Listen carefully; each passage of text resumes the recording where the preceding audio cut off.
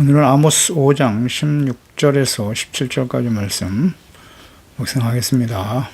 5장 16절 17절 말씀 읽습니다. 그러므로 주 만군의 여호와 하나님 여호와께서 이같이 말씀하시기를 사람이 모든 광장에서 울겠고 모든 거리에서 슬프도다 슬프도다 하겠으며 농부를 불러다가 애곡하게 하며 오른꾼을 불러다가 울게 할 것이며 모든 포도원에서도 울리니 이는 내가 너희에게로 지나갈 것임이라.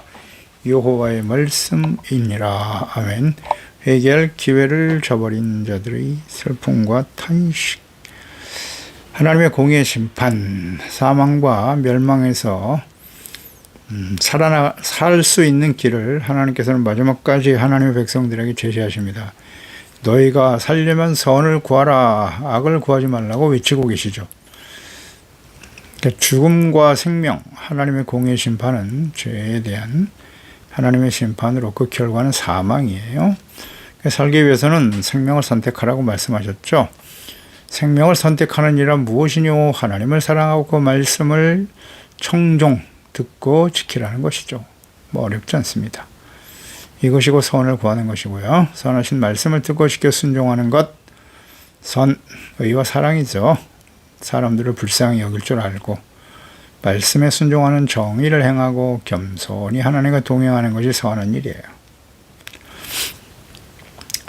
그러니까 살아있는 사람들, 예수님이 이 땅에 다시 오실 때 산자와 죽은 자를 심판하러 오실 거라고 말씀하셨어요. 살아있는 사람, 어떤 사람? 자신들의 죄를 깨닫고 회개하고 십자가에 고난받으신 예수 그리스도, 그 그리스도의 피로 제사함 받고 의롭다함을 얻으며 그 이후에 하나님의 말씀을 잘 지켜 순종하여 하나님의 뜻대로 의와 거룩함과 착함, 진실함으로 살아가는 거죠.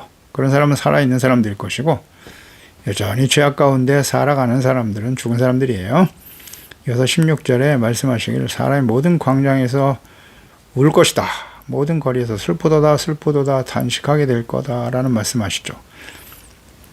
그러니까 하나님께서 하나님을 버리고 우상숭배에 빠져 돌이키지 않는 폐역무도한 언약의 백성 이스라엘에 대해서 심판을 작정하셨지만 하나님의 뜻은 결코 재앙이 아니에요. 심판이 아니라 거기서 벗어나 살아갈 수 있도록 방법을 제시하셨어요. 악을 버리고 선을 구하라. 근데 하나님의 말씀을 듣고 돌이키면 살 텐데 돌이키지 않죠. 지금 아모스 선지자가 하나님의 말씀을 전하는 때가 이제 우시아 왕 시대란 말이에요. 유다의 요시아 왕, 이스라엘은 여로보암 2세. 그때가 BC 750년경. 그러니까 북이스라엘이 아수르에 의해서 722년, BC 722년에 멸망당했죠. 그러니까 아모스 선지자가 사역하고 말씀을 전할 때가 BC 750년이니까 대략 심판이 임하기 30년 전에 이 말씀을 지금 전하고 계시는 겁니다. 그러니까 심판이 매우 임박한 시대라고 봐야죠. 요엘 선지자에 이어서 아모스, 그 이후에 요나, 미가 선지자까지 북이스라엘의 아수르에 의해서 멸망당하기 전에 여러 선지자들을 하나님은 계속 부지런히 보내시면서 간절히 회개하고 돌아오라고 책망하시고 경고하시고 권면하시면서 눈물로 호소하고 계시는 거죠. 결국 호세아 왕, 히스기야 왕, 유다의 히스기야 왕 6년이죠. BC 722년에 아수르에 의해서 멸망의 길을 가고 맙니다. 그 이후에 남유다도 계속해서 선지자들을 통해서 하나님 경고하셨지만 예레미야 선지자, 요시아 왕 13년, 그때가 BC 626년이죠. 그래서 유다가 바벨론에 멸망당할 때가 BC 586년이니까 무려 40년 동안 유다의 죄에 대한 책망과 회개, 멸망과 회복을 위해서 하나님의 말씀을 전했지만 듣지 않습니다. 돌이키잖아요. 하나님의 백성들이요.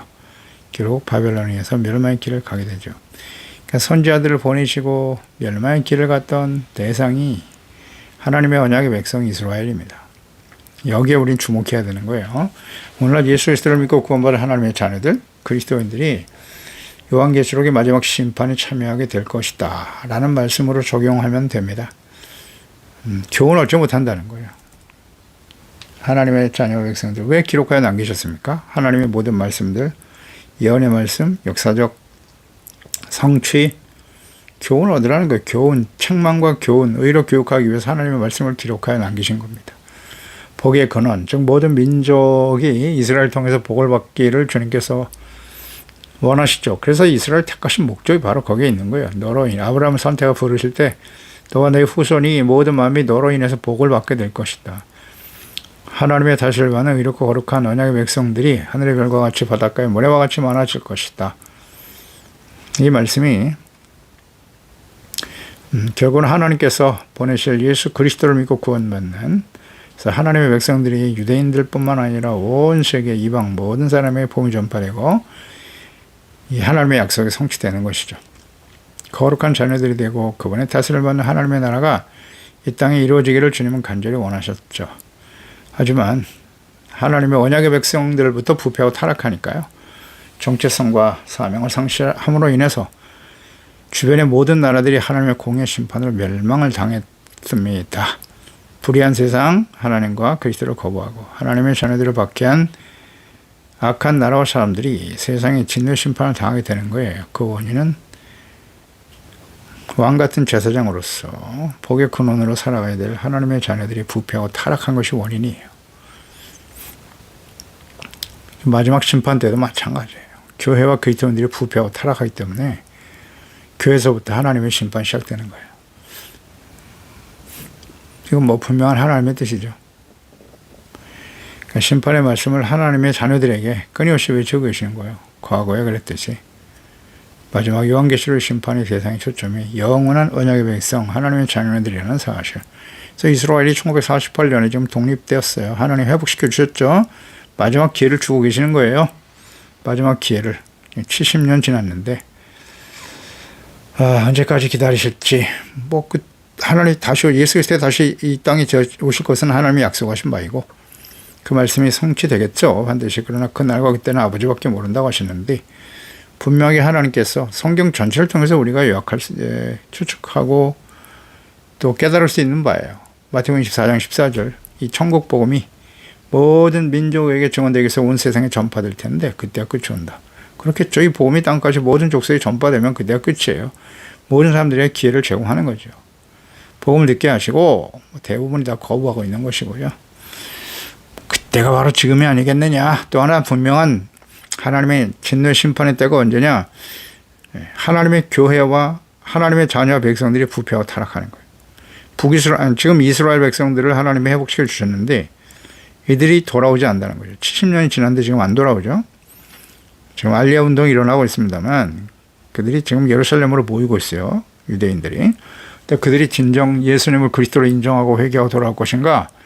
70년이 지났는데 전혀 그런 기색이 보이지 않아요.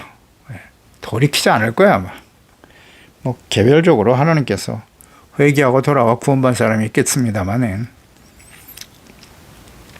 아직까지도 이스라엘이 자신들의 과거의 죄를 회개하고 예수님을 그리스도로 인정할까? 글쎄요, 그렇게 보이지 않습니다. 왜? 과거에 그랬거든요. 하나님의 과거에 이스라엘 백성들이 마지막까지 회개 안 하죠. 그래서 결국 멸망당하는 거예요. 복음이 전파되고 이방인 교회, 본백성 이스라엘이 부패하고 타락하여 돌이키지 않는데 이방인 중에 구원받은 하나님의 자녀들? 마찬가지예요. 거기를 가는 겁니다. 그래서 심판이 교회에서부터 시작된다. 하나님의 자녀들부터 시작되겠죠. 왜 심판을 예정하시고 기록하여 남겨놓으셨는가? 잘 알아야죠. 교훈을 얻어야죠. 하나님께서 결코 자신의 백성, 하나님의 자녀들이 재앙과 심판을 당하기를 원치 않으시기 때문이에요. 제레미야 29장 11절이야. 여호와의 말씀이니라 너희를 향한 나의 생각을 안다. 평안이요 재앙이 아니다. 너희에게 미래와 희망을 주는 거야. 그러니 너희가 내게 와서 부르시자라. 내게 와서 기도하면 내가 너희의 기도를 들을 것이야. 너희가 온 마음으로 나를 구하면 나를 찾으리라. 나를 만나리라. 온 마음으로 하나님을 찾으래요. 그러면 산다고.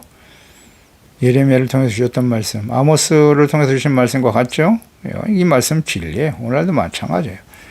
간절히 하나님을 찾아야 돼요. 하나님께 돌아와 악을 버리고 선을 구하고 회개하고 부르짖어 기도하면 하나님이 그 기도를 들어주시고 회복시켜 주시고 용서해 주시고 거룩한 하나님의 자녀, 다스리는 하나님의 나라 백성들이 되게 하실 것이다. 구원과 생명, 살기 위해서는 악을 버려야 돼요. 선과 의를 회복하는 일에 힘써야 한다는 것이 하나님의 뜻입니다. 하지만 하나님의 백성 이스라엘 끝까지 회개하지 않죠. 하나님께 돌아오기를 거절한 북이스라엘. 사람들이 모든 광장에서 울 것이다. 슬프도다. 슬프도다. 그러니까 이스라엘 전 지역에 사람들이 모이는 광장 거리에서 슬퍼하며 탄식하는 일이 벌어질 거다. 이 말씀 불과 30년 후에 현실로 일어날 일을 미리 알려주실 경고하신 거죠.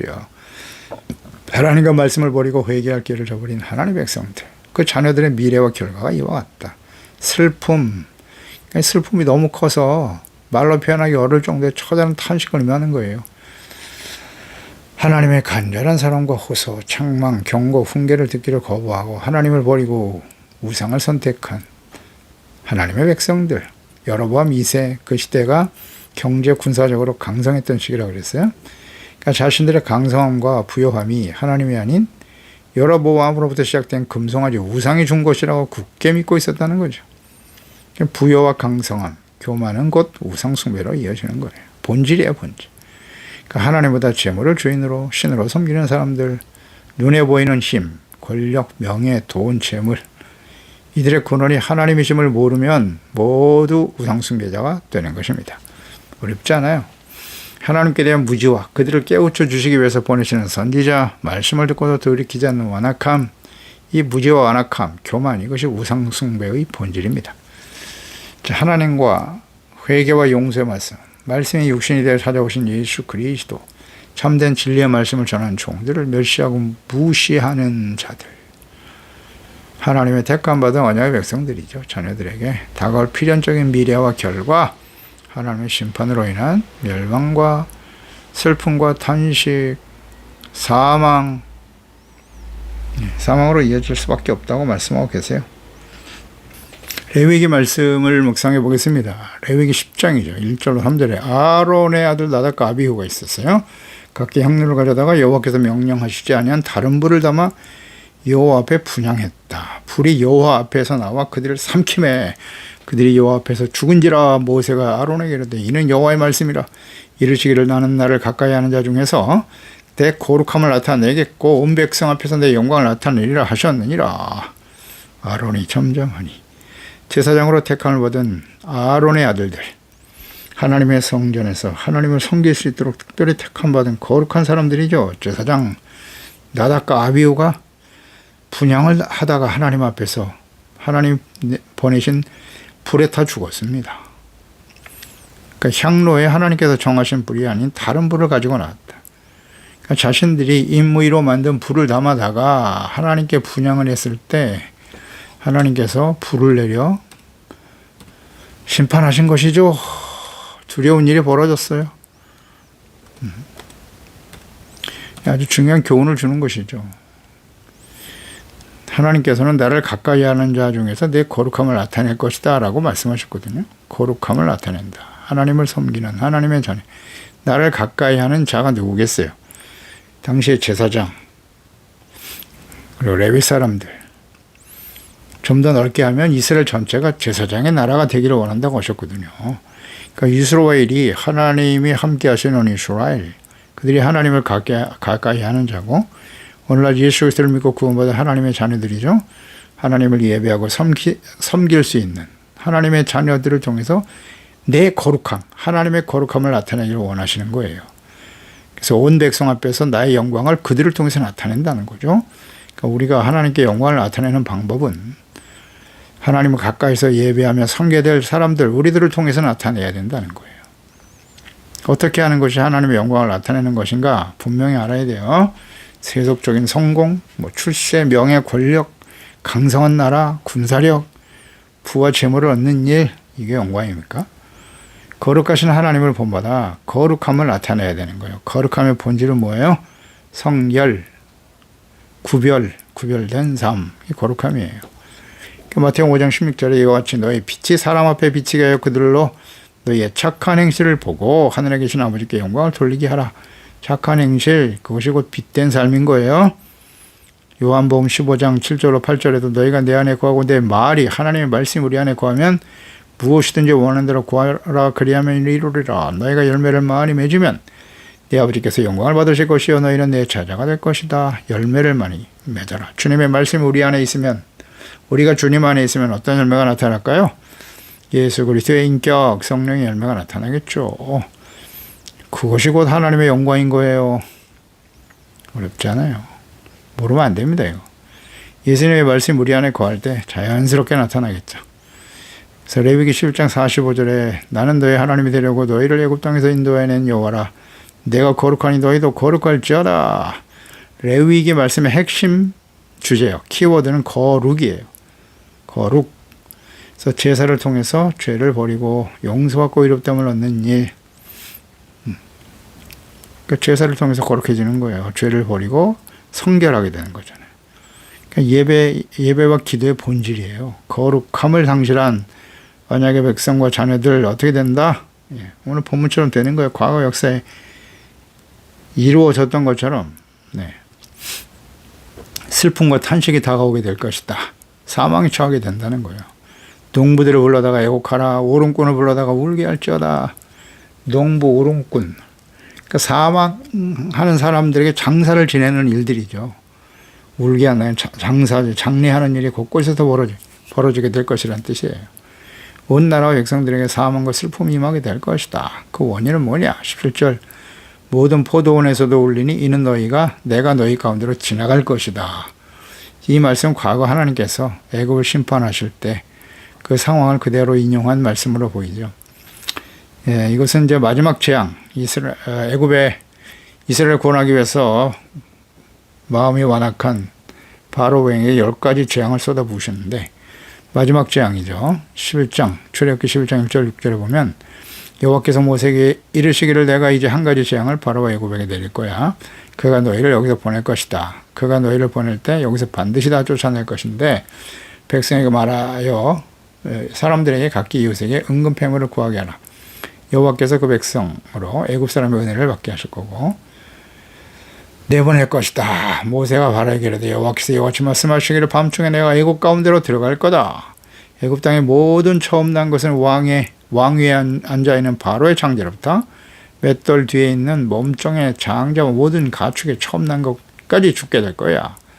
애굽 온 땅에 전무후무한 큰 부르짖음이 있을 것이다 라고 선포하죠. 말씀하신 대로 출애굽기 12장 12절에 내가 그 밤에 애굽 땅에 두루 다니며 하나님이 애굽 땅에 다니신대요.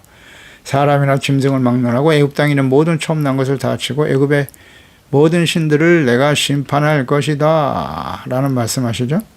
내가 피를 볼 때에 너희를 넘어가게 될 것인데 재앙이 너에게 내려 멸하지 아니하리라 이런 말씀도 하셨고요. 그러니까 하나님께서 애굽에 내리셨던 마지막 재앙, 애굽의 모든 장자가 죽는 재앙인데 그때 하나님께서 애굽을 지나가신다고 말씀하셨어요. 직접 내려오셔서 애굽을 지나가시니까 장자들이 다 죽는 이런 일들이 벌어지더라. 이스라엘 너희 가운데로 이 하나님이 지나가신다는 거예요. 이게 하나님의 심판이 임하게 된다는 뜻이겠죠. 자, 하나님이 임하신다. 내가 너희 가운데로 지나갈 것이다. 여기가 너희가 누굽니까? 이스라엘 백성들입니다. 그러니까 하나님이 이스라엘 백성들과 함께 있는 건 큰 축복이죠. 큰 축복입니다. 또 하나님의 자녀들이 항상 원했던 일이고요. 그런데 여기서 우리가 정말 놓치지 말아야 될 중요한 진리는 하나님의 거룩한 백성들 가운데 하나님이 임하신단 말이죠.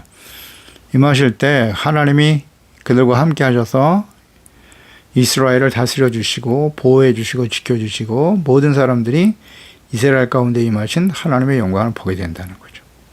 그런데 문제는 하나님의 자녀 백성들이 거룩한 백성으로서 살아가지 않는 거죠. 정체성과 사명을 상실하고 거룩함을 상실하고 하나님의 말씀을 따라 순종하거나 하나님 앞에 나와서 진실한 마음으로 회개와 용서의 제사를 구하지 않아.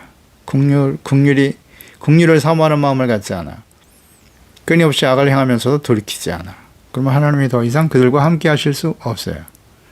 그러니까 그런 죄악 가운데 하나님이 지나가신다. 지금 북이스라엘 백성들 그들의 죄악된 모습 하나님께서 다 지적하셨어요.